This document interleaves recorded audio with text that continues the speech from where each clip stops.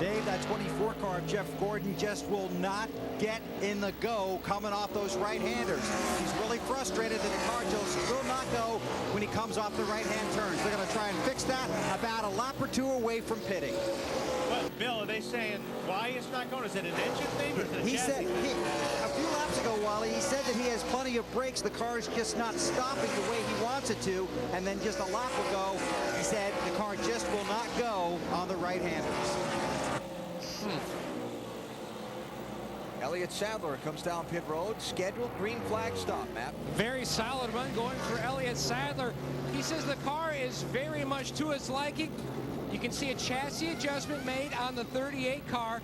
It was a little tight on the right-handers earlier, and an air pressure adjustment for the 38 car. Oh, and he stalls the car. Finally refires. He's down and away. So Elliott Sadler, who had a terrific race at Indianapolis in the Brickyard 400 last Sunday with a third-place finish, never run better than 15th here at Watkins Glen, and he's back on track after a green flag stop. But you see, he's going to be back on the racetrack in front of the leaders, and now he hopes that a caution flag would come out, they would all pit, leave him on the racetrack in front of them. Matt Kenseth running fourth, Bobby Labonte fifth, Jamie McMurray sixth. Here's McMurray trying Labonte for a spot. Wendy's race menu next Sunday. 2 miles, high speed, Michigan. Be a lot of fun. And then it's on to the night race at Bristol. The direct opposite of exactly what he said about Michigan. Yeah. Short track, full ring. But it'll still be fun. It will. Labor Day weekend, the California Speedway, the day into night race there, and then the race to the chase ends at Richmond, and we find out who makes that top 10 and contends for the title over the season's final 10 races. Our Wendy's race menu. It's the best race among the top 10 at this point. Kenseth, Labonte, McMurray for 4th, 5th, and 6th, and you see 3-time Watkins Glen winner Mark Martin moving into the picture. Up from his 15th starting spot. Mark did not pit under the caution. We expect we'll see him on pit road sometime soon. We'll see these guys fairly soon, because one thing you do not want to do here is run out of fuel. If you do, if you're by the start-finish line, you will not coast back. And here comes Kurt Busch, Matt Kenseth, and Mark Martin onto pit road. Let's check with Bill in the garage. Alan Jimmy Johnson wanted to talk it over with car owner Rick Hendrick before he talked to the media. His car is back here, the crew looking at it, but you can just see the disgust on his face. Talking it over now with his crew chief Chad Canales. Had a long conversation with car owner Rick Hendrick. You can see Chad with a smile, and they won't talk about this after noon tomorrow. That's when Chad says all the bad stuff's behind us. Matt. The 97 and 17 leaves with a lot of smoke. No adjustments. Meanwhile, the 97 Busch, they made a chassis adjustment. The car starts out tight and ends up loose. Marty? Matt, the Roush car is pitting together. Mark Martin from 7th said, I'm not as good on the straightaways as I would like. Car handling pretty good, though. A pound out of both rear tires. A little bit loose off for Mike Martin trying to tighten up that car. Like Kurt Busch kind of had a long stop there. Had some troubles on the right side. And it cost him a spot. Matt Kenseth went around him. And we saw those cars as soon as they got off pit road by that last line, where pit road speed limit is, what, 35 miles per hour today. We heard them accelerate. Here comes the leader on pit road. Tony Stewart's in. Jeff Gordon follows him in. This would be as the race is a lap shy of its 1/3 point. Bill? In their window, the car's a little loose. Want to make a track bar adjustment. Also talking about making an air pressure adjustment. Gordon has talked about not happy with the way the car performs under braking, but he says the brakes feel fine. It's just the way the car is handling. He's got a good pit stall, easy out. We go to Dave. Tony Stewart stays in the car. They will try to hand something through the window to help settle his stomach. They'll make a 4-tire change and a chassis adjustment. He's just a little bit loose on the racetrack, and he's going to gut it out. Marty? Dave Rusty Wallace running in 5th. The main thing he wanted on this pit stop was the tear-off pulled away. He had a lot of fluid on the tear-off. 4 tires, no changes for the 2 car. Yeah, and folks, that is Rusty Wallace. Trust us. Oh, Bobby Labonte pulls out right in front of him. He decided, they told Kodak that they would try to do something special for them at this racetrack, which is very close to the headquarters of Kodak, where Rochester, I think, is headquarters for Eastman Kodak. Yep, just about 75 miles or so from here. And Kodak, the primary sponsor of Rusty's teammate, Brendan Gaughan's car. New leader, Robbie Gordon, did stop under the caution, took just the left side tires. Casey Mears stopped under the green, stayed out when the caution flew, so he'll move up to the number 2 spot. Then you'll get back to Dale Jr., the first one off the pit stops before under the yellow with 4 fresh tires. He'll move up to 3rd, Kevin Harvick 4th, Joe Nemechek 5th. Let's ride with Robbie. Pretty busy right through here. Up to the S's. Grab 4th gear right about here.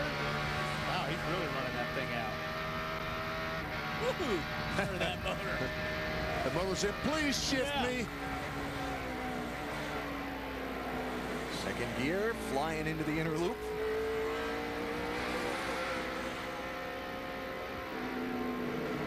Really got to tiptoe through here. Matt. Wally, does it look like he's out for a little Sunday afternoon drive? Yeah. That's exactly what he says. He says, the car feels absolutely great. I feel like I'm just cruising. Pumping the brakes. Yeah, we talked about pumping the brakes. You saw his left foot as he got down to that corner, just pumping, trying to get a brake pedal. Watch him again. Yep, and that like BP says, you're trying to get a brake pedal. It's also a security pump. Make sure those things are there. In the kitty litter, Herman Stand on it, stand on it, stand on the gas. Oh, oh. Buried it. Caution's out. That is in turn 1. And we'll bring out the yellow flag for a 3rd time in the race. And the pace truck already has picked up leader Robbie Gordon. So cycle of pit stops complete. We'll figure out where Jeff Gordon and the rest of them are running in just a moment. Robbie Gordon, the new leader here at Watkins Glen. Big story on the day so far. The championship leader, Jimmy Johnson, is in the garage area. Robbie Gordon won here at Watkins Glen a year ago. He's trying to make it 2 straight on this most famous road course.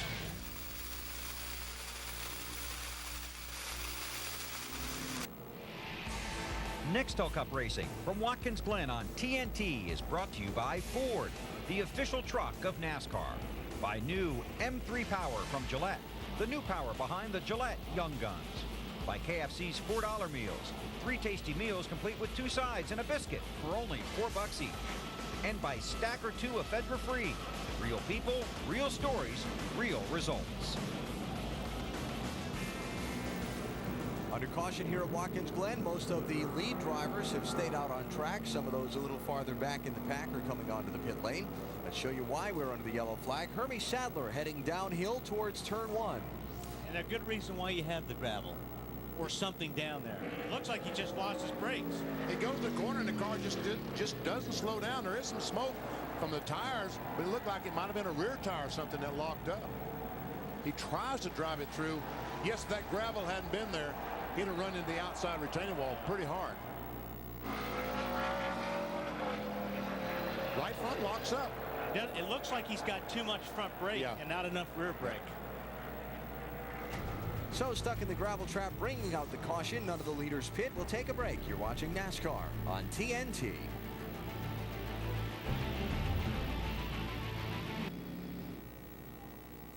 Back at Watkins Glen, cleanup continuing as we work the 3rd caution flag of today's race after Hermie Sadler got stuck in the gravel trap down in turn 1. His brother Elliott Sadler's team picked up 20 grand at Indianapolis. Hey, guys, good job. The gravity-defying Chocolate Thunder pit crew, as they name themselves. They win the McDonald's Drive-Thru Pit Crew Championship, fueled by Powerade for the Brickyard 400 by spending the least amount of time on pit road among eligible teams. 5 points separating Sadler and Dale Jr.'s team with a season-long 200 grand starting today. Well, a relief driver has been found. A real tall one. A very tall one. How much do you think? 5 or 6 inches taller than Tony Stewart? That's going to be a. At least. That's going to be crowded. Boris said, talking with team's crew chief Greg Zipadelli there, Dave. The discussion is between crew chief Greg Zipadelli, as you said, and Boris said. Boris has already been in the backup car in the garage. The fit, according to Zipadelli, was a little tight. That was radioed to Tony Stewart. Obviously, Boris a lot taller than Tony. Tony did come back a little later and say, did you say Boris could fit? I think Tony wants to get out of the car based on the tone of his voice, but he said he would gut it out. Zippy told him they needed to do it under caution if they were going to do it and get it over with. So that's the discussion now between Boris and Greg. We'll try to find out if they decide yes or no on a driver change. Okay. What killed track position? Yeah. Well, you got to do it sooner than later to try and get some of that track position back in the late laps. Got some gravel to sweep off the track, so that's why we're still under the yellow.